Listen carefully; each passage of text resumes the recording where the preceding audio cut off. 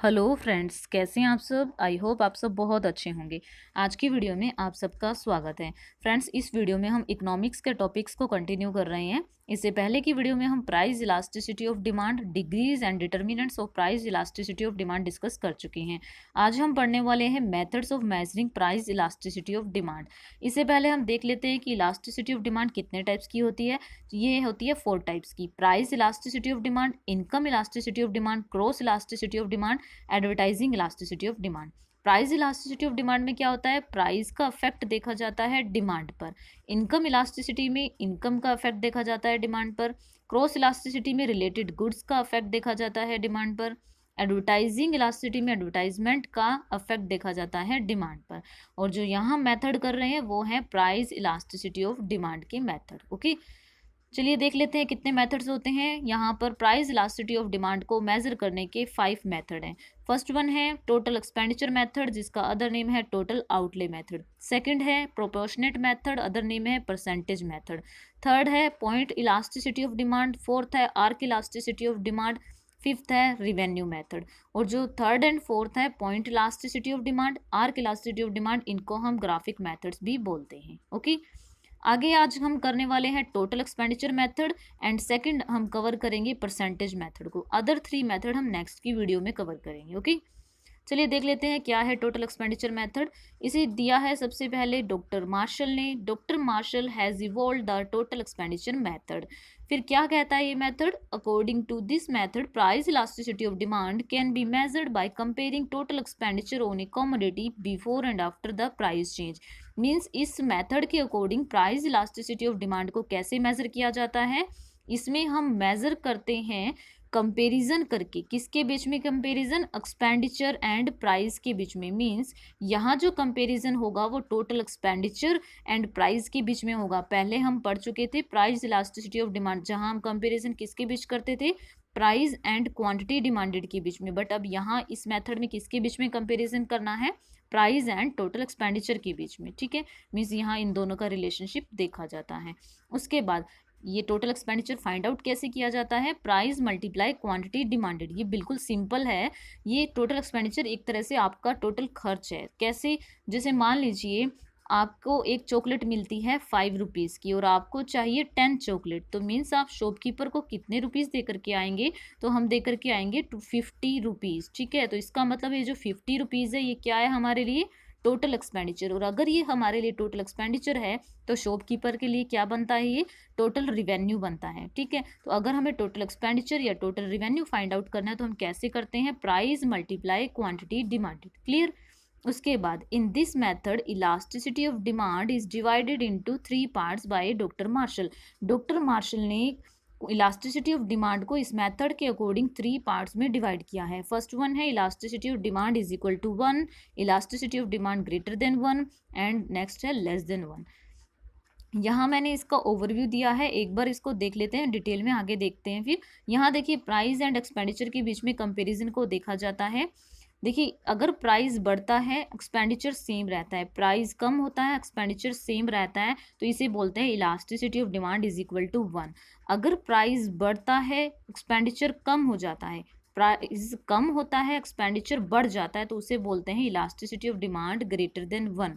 इसका मतलब हम यहाँ पर ज़्यादा इलास्टिक है, मीन्स हमारी डिमांड ज़्यादा चेंज हो रही है, ज़्यादा इलास्टिक है, तो उसी की वजह से elasticity of demand greater than 1 रहता है। ठीक है, अब देखिए ये एक्सपेंडिचर कैसे फाइंड आउट किया जाता है, हम प्राइस को क्वांटिटी से मल्टीप्लाई करते हैं तभी हमें एक्सपेंडिचर मिलता है। तो इसका मतलब हम इसको अगर समझना चाहें तो प्राइस को देख करके हम क्वांटिटी को माइंड में लेकर के आएँ तो हमें पता चल जाएगा कि एक्सपेंडिचर पे क्या इफेक्ट पड़ता है। अगर हम यहाँ से देखें कि प्राइसेस इंक्रीज होते हैं तो हम क्वांटिटी डिमांडेड कम करते हैं। ठीक है, अगर हम डिमांड कम कर देते हैं तो हमारा एक्सपेंडिचर भी कम हो जाता है। तो मीन्स प्राइस के बढ़ने से यहाँ एक्सपेंडिचर कम हो रहा है, और यहाँ प्राइस अगर कम हुआ तो हमने डिमांड को बढ़ा दिया होगा, और डिमांड बढ़ने से हमारा एक्सपेंडिचर भी बढ़ता है। तो मीन्स यहाँ पर हम रिएक्ट ज़्यादा कर रहे हैं, हमारी इलास्टिसिटी ज़्यादा है, तो इसकी वजह से क्या आता है, ये ग्रेटर देन 1 होती है। अगर elasticity of demand less than 1 है तो इसका मतलब हमारा रिएक्शन कम रहा होगा। ठीक है, यहाँ पर क्या आता है, प्राइजेस बढ़ते हैं तो एक्सपेंडिचर भी बढ़ जाता है। क्यों? क्योंकि यहाँ पर हम कम चेंज करना पसंद करते हैं, ठीक है, क्योंकि जैसे पहले जितनी क्वांटिटी डिमांड कर रहे थे तो उसमें बहुत कम चेंज करते हैं, जिसकी वजह से हमारा एक्सपेंडिचर बढ़ जाता है। अभी इसको हम एग्जांपल से समझेंगे, बहुत अच्छे से क्लियर हो जाएगा। अगर यहाँ पर प्राइसेस डिक्रीज होते हैं तो एक्सपेंडिचर भी डिक्रीज हो जाता है, तो इसलिए इसको बोलते हैं elasticity of demand less than 1। अब देख लेते हैं इनको one by one. First one है greater than unitary elastic. Greater than का मतलब ही यही है कि चेंज ज़्यादा आना, ठीक है। यहाँ पर हमारी क्वांटिटी डिमांडेड में चेंज ज़्यादा आता है, ये लग्जरी गुड्स के केस में होता है। यहाँ टेबल में मैंने शो किया है, यहाँ फर्स्ट वन लिया है प्राइजेस को, नेक्स्ट है क्वांटिटी डिमांडेड को, नेक्स्ट है टोटल एक्सपेंडिचर, जो कैसे फाइंड आउट किया जाता है, प्राइस मल्टीप्लाई क्वांटिटी डिमांडेड, फिर दिखाया है इलास्टिसिटी ऑफ डिमांड को, देन उसके अफेक्ट को। देखिए क्या होता है, प्राइसेस पहले थे 40, तब क्वांटिटी डिमांडेड थी 6 kg। अगर प्राइसेस कम होकर 20 रुपीज़ हो जाते हैं तो क्वांटिटी डिमांडेड डबल से भी ज़्यादा हो जाती है।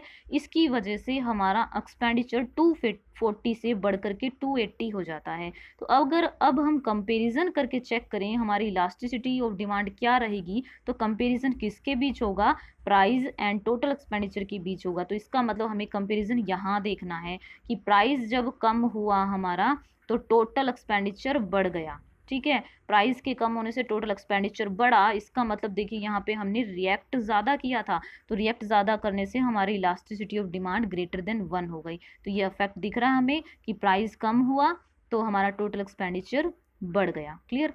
उसके आगे है, अगर यहाँ पर प्राइजेज हमारे बढ़ जाते हैं तो क्या होता है, क्वांटिटी डिमांडेड कम हो जाती है, जिसकी वजह से टोटल एक्सपेंडिचर कम हो जाता है। तो अब कंपैरिजन हमें कैसे देखना है, यहाँ से देखेंगे कि प्राइसेस बढ़े तो हमारा टोटल एक्सपेंडिचर कम हुआ, तो ये एक तरह से नेगेटिव रिलेशन को दिखा रहा है, इन्वर्स रिलेशन को दिखाता है। तो elasticity of demand greater than 1 means यहाँ पर इन्वर्स रिलेशनशिप रहता है इनके बीच में, ठीक है।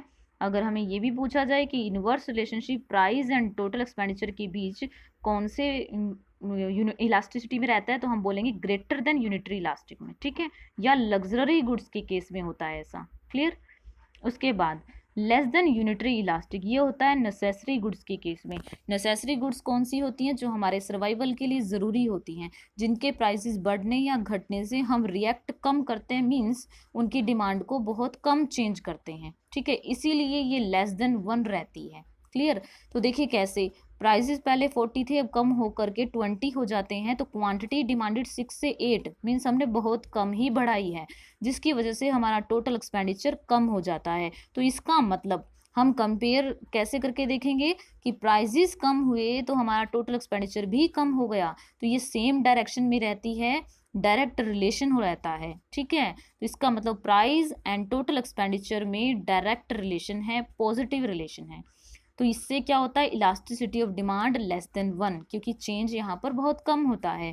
उसके बाद प्राइसेस बढ़े हैं तो हमारी डिमांड बहुत कम हमने घटाई है, ठीक है, जिसकी वजह से हमारा टोटल एक्सपेंडिचर ज़्यादा हो जाता है। देखिए अभी मैंने बोला था कि हम क्वांटिटी डिमांडेड जैसे 6 kg करते हैं तो उसको हम बहुत कम करना ही, बस घटाना नहीं चाहते, उसको कम ज़्यादा नहीं करते हैं।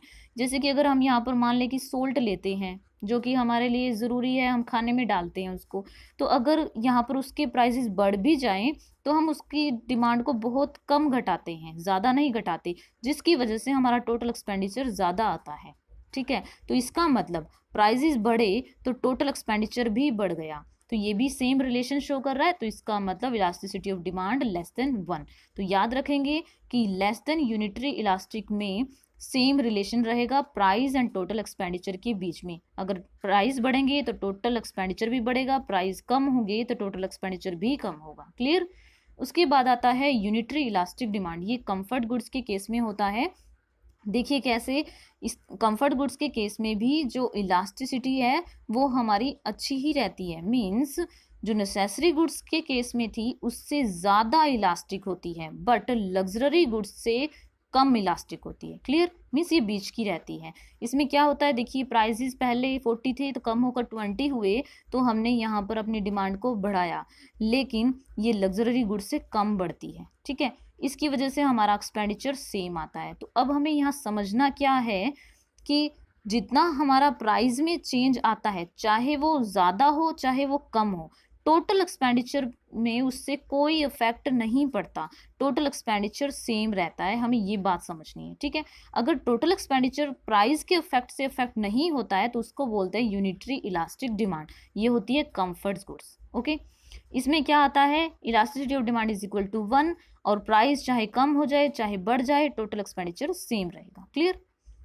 आगे इसका डायग्राम देख लेते हैं। इसमें डायग्राम में क्या है, ओ एक्स एक्सिस पे total expenditure, O Y axis पर प्राइस है, और यहाँ पर देखिए पहले प्राइस था ओ पी, और प्राइस जब ओ पी था तो हमारी यहाँ पर टोटल एक्सपेंडिचर कितना था, डी पॉइंट पर था, ठीक है।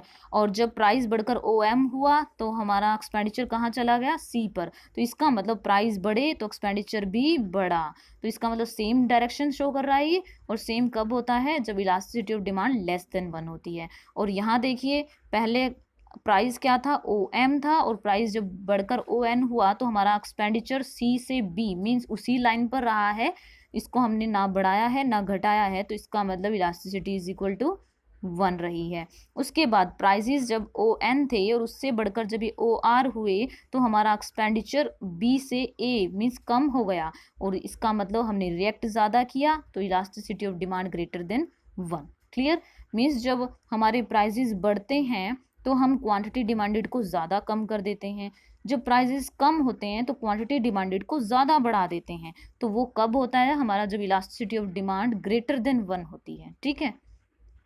उसके बाद आता है, ये एक फॉर्मूला दिया है लिबर्फस्की ने, ये प्रोफेसर लिबर्फस्की एक इकोनॉमिस्ट हैं, तो जिन्होंने टोटल एक्सपेंडिचर मेथड के लिए एक फॉर्मूला दिया है। बस हमें ये फॉर्मूला ही लर्न करना, इससे ज़्यादा इसके अंदर कुछ नहीं समझना है, क्योंकि कई बार एग्जाम में अगर ये फॉर्मूला दिया हुआ मिले तो हम समझ जाएंगे कि ये किसका फॉर्मूला है, टोटल एक्सपेंडिचर मेथड का, ओके। इसमें क्या है, 1 माइनस में change in expenditure divide by initial demand multiply change in price, clear. बस इतना ही है और ज़्यादा नहीं, ओके।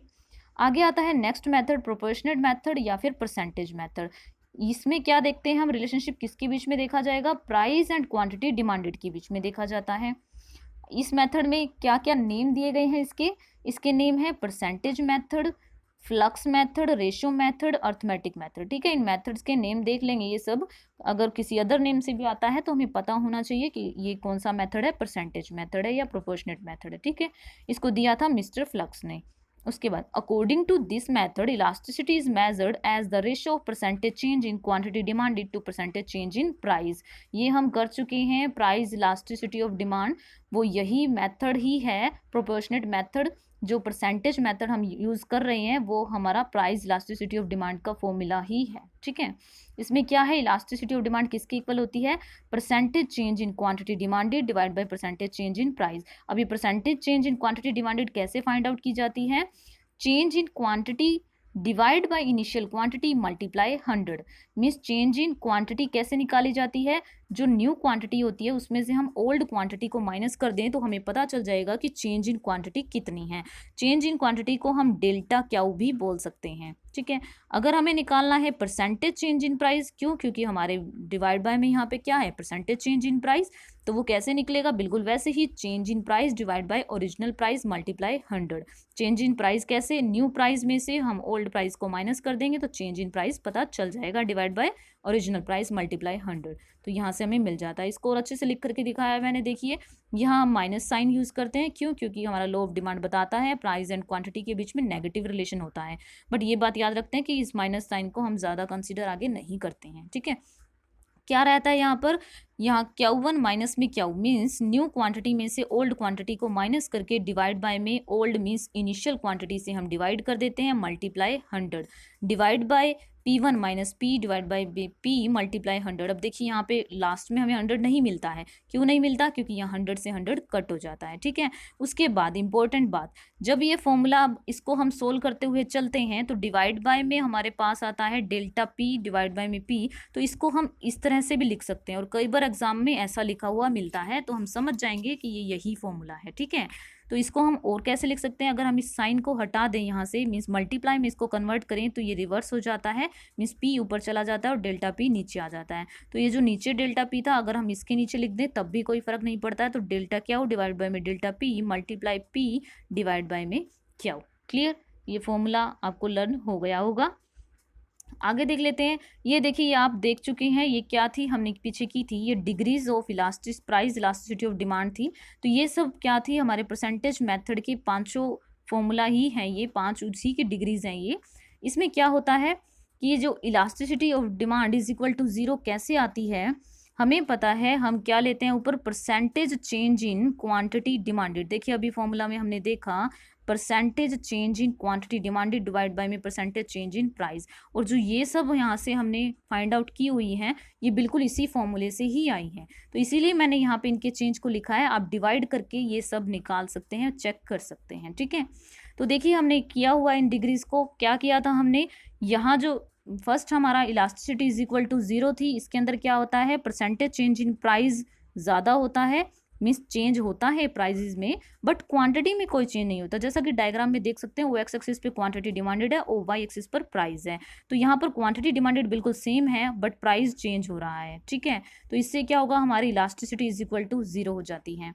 उसके बाद अगर हम बात करें कि प्राइजेज में ज़्यादा चेंज आएगा और क्वांटिटी डिमांडेड में लेस चेंज होगा, तो इससे क्या होगा, इलास्टिसिटी लेस देन 1 हो जाती है। तो जो ये डायग्राम हमें दिखा रहा है कर्व, तो ये है हमारा स्टीपर कर्व, ठीक है। कई बार पूछा जाता है कि स्टीपर कर्व जो है वो कौन सी इलास्टिसिटी को शो करता है, वो लेस देन 1, और ग्रेटर देन 1 के केस में क्या होता है, प्राइजेज में जितना चेंज होता है क्वांटिटी में उससे ज़्यादा चेंज होता है, तो इससे हमारी इलास्टिसिटी ग्रेटर देन 1 हो जाती है। और जो ये डायग्राम है हमारा, ये कैसा बना है, फ्लैटर बनता है, ठीक है। तो फ्लैटर किस केस में होगा, ग्रेटर देन 1 के केस में, और इज इक्वल टू 1 के केस में क्या होता है, जितना हमारे प्राइस में चेंज आता है उतना ही हमारी क्वांटिटी में चेंज आता है। और इन्फिनिटी क्या होता है, जिसमें हमारी क्वांटिटी डिमांडेड में बहुत ज़्यादा चेंज आता है, ठीक है। इसमें प्राइजेस हम देख रहे हैं सेम है और क्वांटिटी डिमांडेड इन्फिनिटी है। यहाँ पर अगर प्राइस में थोड़ा सा भी चेंज आता है तो क्वांटिटी डिमांडेड में बहुत ज़्यादा चेंज आ जाता है, ठीक है। तो इसीलिए हमारी elasticity is equal to infinity, ठीक है। आई होप ये आपने पीछे लास्ट की वीडियोस देख ली होंगी, उनमें हम इनको बहुत अच्छे से कवर कर चुके हैं। अब यहाँ पर आपकी रिवीजन हो गई है, ठीक है। तो यहाँ से आप वो फॉर्मूला अप्लाई करके जो percentage change in quantity demanded divide by percentage change in price, ये सब फाइंड आउट कर सकते हैं, ओके। आगे अब इनसे रिलेटेड क्वेश्चंस हैं। अगर आपको ये मेथड क्लियर हो गए हैं तो आप इन क्वेश्चंस को सोल्व कर पाएंगे, और अगर आपको लगता है कि कहीं कंफ्यूजन है तो प्लीज़ कमेंट करके ज़रूर बताइएगा, हम फिर से कर लेंगे, ठीक है। If price of any commodity decreases by 20% and the demanded for that commodity increases by 40%, then elasticity of demand would be. देखिए अभी पूछ रहा है कि इलास्टिसिटी ऑफ डिमांड क्या होगी। देखिए हम इसको सोल्व कर लेते हैं। हमें पता है कि डिवाइड बाय में क्या आता है, हमारा प्राइस आता है। देखिए प्राइस हम डिनोमिनेटर में क्यों लेते हैं, क्योंकि हमारा प्राइस पर ही बेस्ड होता है हमारी डिमांड। तो डिमांड किस पर बेस्ड है, प्राइस पर, तो प्राइस बेस में ही रहेगा ना, तभी हम इसको यहाँ पर डिनोमिनेटर में लेके डिमांड पर उसके इफेक्ट को शो करते हैं, ठीक है। तो यहाँ प्राइस कितना चेंज हुआ है हमारा 20% से, और डिमांड कितनी चेंज हो गई 40% से। तो अब यहाँ से अगर हम इलास्टिसिटी ऑफ डिमांड देखें तो कितनी आती है, इज इक्वल टू 2 आती है, ठीक है। तो अब ये जब 2 है तो इसका मतलब ये ग्रेटर देन 1 है। अब यहाँ पे परफेक्टली इलास्टिक और परफेक्टली इन इलास्टिक तो ये हो नहीं सकती, क्योंकि परफेक्टली इन इलास्टिक होती है 0 और इलास्टिक होती है इन्फिनिटी, तो 0 इन्फिनिटी कहीं नहीं है। उसके बाद यूनिट इलास्टिक होता है इज इक्वल टू 1, तो ये इज इक्वल टू 1 भी नहीं है, तो हमारा आंसर क्या है, ये हाईली इलास्टिक। और ये बात हम याद रखेंगे कि जब भी elasticity of demand greater than 1 दी हो तो इसका मतलब वो हाईली इलास्टिक ही होती है, क्लियर। उसके बाद है in case the price P quantity क्या हुआ एंड चेंज को हम डेल्टा से शो करते हैं, are represented by respective symbols given in the brackets. The price elasticity of demand is measured by, price elasticity of demand कैसे measure की जाएगी। तो देखिए ये फॉर्मूला ही पूछ रहा है हमसे जो अभी हम करके आए हैं। तो इलास्टिसिटी ऑफ डिमांड का ये फर्स्ट वाला फॉर्मूला नहीं हो सकता, थर्ड वन नहीं हो सकता क्योंकि ये हाफ हाफ है, और ये फोर्थ वन भी नहीं हो सकता क्योंकि यहाँ पर डेल्टा पी अबव में दिया और अभी हम देख रहे थे कि पी नीचे ही आता है, ठीक है। तो अब यहाँ पर हमारा आंसर क्या हो गया, यहाँ पर बी हो गया। क्यों, क्योंकि ये फॉर्मूला कौन सा है, बीच में डिवीजन वाला है। अभी हमने देखा कि ये ऐसे लिखा हुआ भी मिल सकता है हमें, ठीक है। तो ये इसको शो कर रहा है, क्लियर। उसके बाद देख लेते हैं, यहाँ पर हमारा आंसर हो गया बी। नेक्स्ट है which is not the type of elasticity of demand. हमने 4 टाइप्स देखी थी इलास्टिसिटी ऑफ डिमांड की, जिसमें प्राइस इलास्टिसिटी था, इनकम इलास्टिसिटी था, एडवर्टाइजिंग इलास्टिसिटी था, और एक था क्रॉस इलास्टिसिटी, सप्लाई नहीं होता है, ओके। उसके बाद when price elasticity of demand is unity the total expenditure, ये कह रहा है कि प्राइस इलास्टिसिटी ऑफ डिमांड अगर यूनिटी हो तो टोटल एक्सपेंडिचर क्या होगा। अभी हमने देखा था टोटल एक्सपेंडिचर सेम रहता है, टोटल एक्सपेंडिचर में कोई चेंज नहीं आता, तो हमारा आंसर क्या हो गया, has no effect of change price, कोई चेंज नहीं आएगा, इंक्रीज डिक्रीज कुछ नहीं होता है, ठीक है। उसके बाद if demand curve is rectangular hyperbola elasticity is, ये हम लास्ट की वीडियो में बहुत अच्छे से कर चुके हैं, रेक्टेंगुलर हाइपरबोला पर इलास्टिसिटी कितनी होती है, इज इक्वल टू 1 होती है, ओके। उसके बाद है for a commodity with unitary elastic demand, ये कह रहा है कि कॉमोडिटी के लिए हमारी इलास्टिसिटी कितनी है, unitary means is equal to 1 है। If the price of the commodity rises, कह रहा है कि प्राइस राइज कर जाएंगे, जो जो बोलता है हम करके देख लेते हैं, ठीक है। Then the consumers total expenditure, अब पूछ रहा है कि टोटल एक्सपेंडिचर क्या होगा, मीन्स सेम रहेगा, बढ़ेगा, घटेगा, क्या होगा। तो हमें पता है जब elasticity of demand is equal to 1 हो और प्राइसेस चाहे राइज हो चाहे फॉल हो, टोटल एक्सपेंडिचर सेम रहता है, ठीक है, इस पर अफेक्ट नहीं पड़ता है, अभी हमने पढ़ा। तो अगर यहाँ राइज की जगह फॉल भी लिखा होता तब भी हमारा आंसर क्या होता, remain constant, means total expenditure change नहीं होता है। क्लियर फ्रेंड्स, आई होप ये वीडियो आपको अच्छी लगी होगी, अगर अच्छी लगती है तो please comment share and like ज़रूर करिए, एंड जो भी आपके सजेशन है प्लीज़ कमेंट बॉक्स में दीजिए, और अगर आपको वीडियो अच्छी लगती है तब भी बताइए और नहीं अच्छी लगती है तब भी बताइए। Thank you friends, thank for being here, thank you.